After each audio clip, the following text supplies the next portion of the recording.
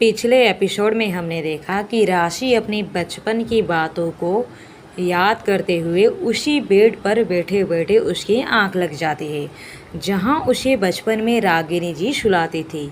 राशि को देखकर राजवीर गुस्से से चिल्ला उठता है। अब आगे। राजवीर के चिल्लाने से राशि हड़बड़ाकर उठ जाती है और सिर पर हाथ देकर अपने आप से, ऐसी गलती मैं कैसे कर सकती हूँ? मैं राजवीर के बेड पर कैसे सो सकती हूँ? एक बार फिर आज बचपन बातें याद करते करते मेरी आंख लग गई। राजवीर के चिल्लाने की आवाज़ से रागिनी जी भी दौड़ती हुई आती है। क्या हुआ राजवीर? राजवीर, मॉम इस मनहूस लड़की से बोल दीजिए कि दोबारा मेरे कमरे में कदम भी ना रखे।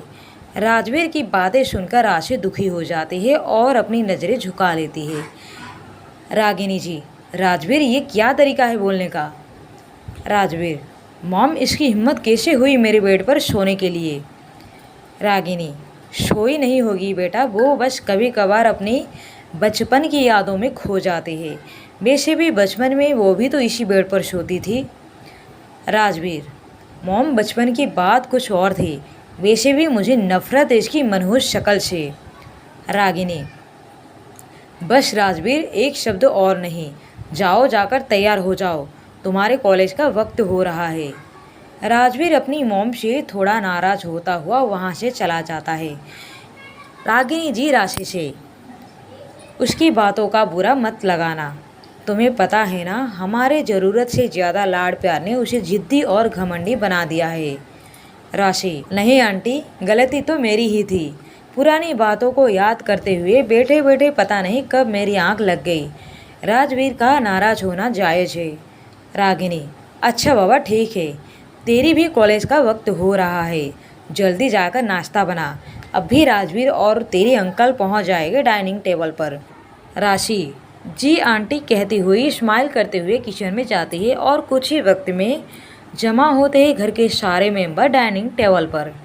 राशि अपने अंकल आंटी को नाश्ता परोस कर देती है, पर जब राजवीर को देने जाती है तो राजवीर हाथ दिखाकर रुक जाने का इशारा करता है और खुद ही अपने हाथों से परोस कर ले लेता है।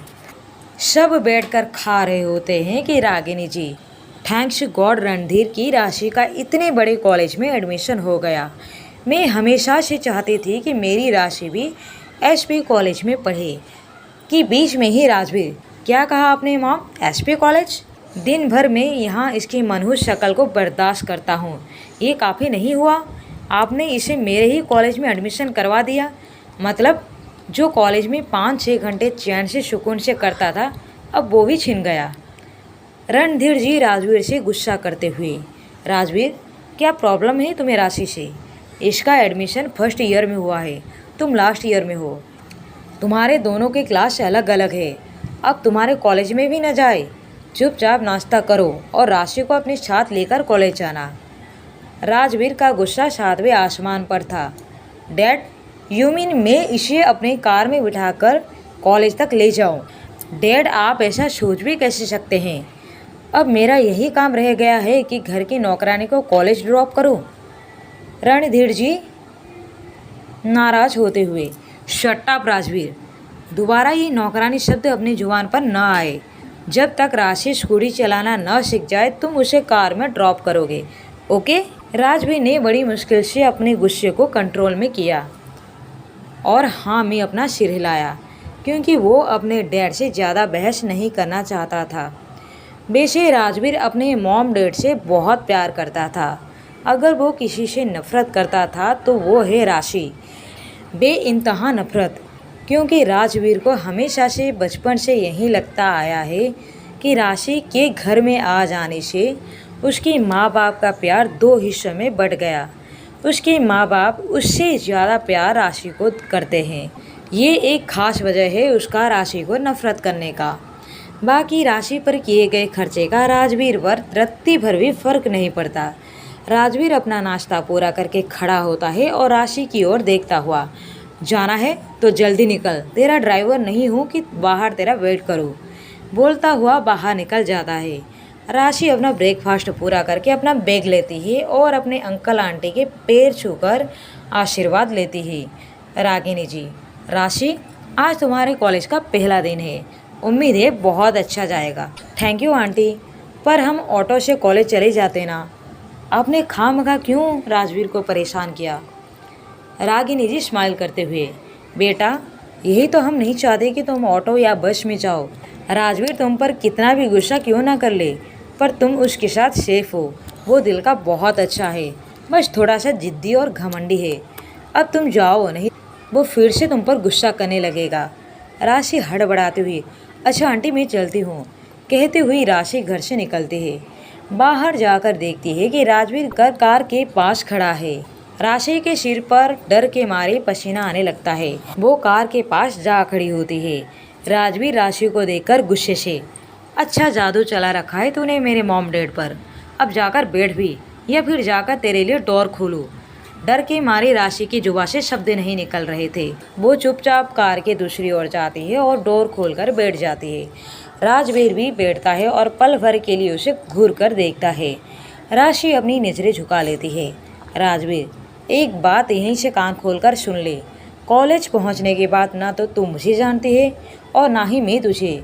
गलती से भी अगर किसी से तूने ये कहा कि तू मुझे जानती है या वहाँ मुझसे बात करने की कोशिश की तो मुझसे बुरा कोई नहीं होगा। और मैडम, अभी भी मैं तुझे कॉलेज के पास नहीं, थोड़े दूर पर ही छोड़ दूंगा। अब सीट बेल्ट बांधने के लिए तुझे अलग से बोलना पड़ेगा। राशि सीट बेल्ट हाथ में तो ले लेती है, पर राजवीर का गुस्सा उस पर इतना हावी हो गया था कि वो बेल्ट बांध ही नहीं पा रही थी। राजवीर फिर से गुस्से से भर जाता है, कोई काम नहीं होता तुझसे ढंग से, पता नहीं मेरे मॉम डैड तुझमें ऐसा क्या देखते हैं कि तुझे टैलेंटेड समझते हैं। कहता हुआ राजवीर राशि के करीब जाता है और उसे बेल्ट पहनाता है। इस वक्त राजवीर राशि के इतने करीब था कि राशि की धड़कन तेज हो जाती है। वो अपनी आंखें बंद कर लेती है। राजवीर अपने जगह पर जाता है और अपने आंखों पर गोगल से चढ़ाता है और तेज रफ्तार से गाड़ी को हवा में उड़ाता है। राशि घबराकर सामने के डैशबोर्ड को पकड़ लेती है। राशि को घबराया हुआ देखकर राजवीर के चेहरे पर जीत भरी मुस्कान छा जाती है और वो गाड़ी को 180 की स्पीड पर भगाता है। लगभग 1.5 घंटे की रास्ता 20 मिनट में पूरा करके कॉलेज के पास पहुंच जाते हैं। राशि चैन की सांस लेती है, अपने सीने पर हाथ रखकर लंबी लंबी सांस छोड़ने लगती है। राजवीर एटीट्यूड के साथ, बाकी की सांसें बाहर जाकर लेना, अब उतर भी। राशि हड़बड़ाकर कार से उतर जाती है, पर उसका बैग वहीं कार में रह जाता है। इससे पहले कि राशि कार से अपना बैग निकालती कि राजवीर गाड़ी चालू कर देता है। अब आगे देखिए कैसा होगा राशि के कॉलेज का पहला दिन। क्या राजवीर का रवैया कभी राशि के लिए बदल भी पाएगा? क्या होगा आगे की कहानी जानने के लिए बने रहिए नफरत से मोहब्बत पर। डियर फ्रेंड्स, कहानी का ये एपिसोड आपको कैसा लगा प्लीज़ कमेंट करके ज़रूर बताएं। हर एक रीडर से एक लाइक और एक कमेंट ज़रूर करें।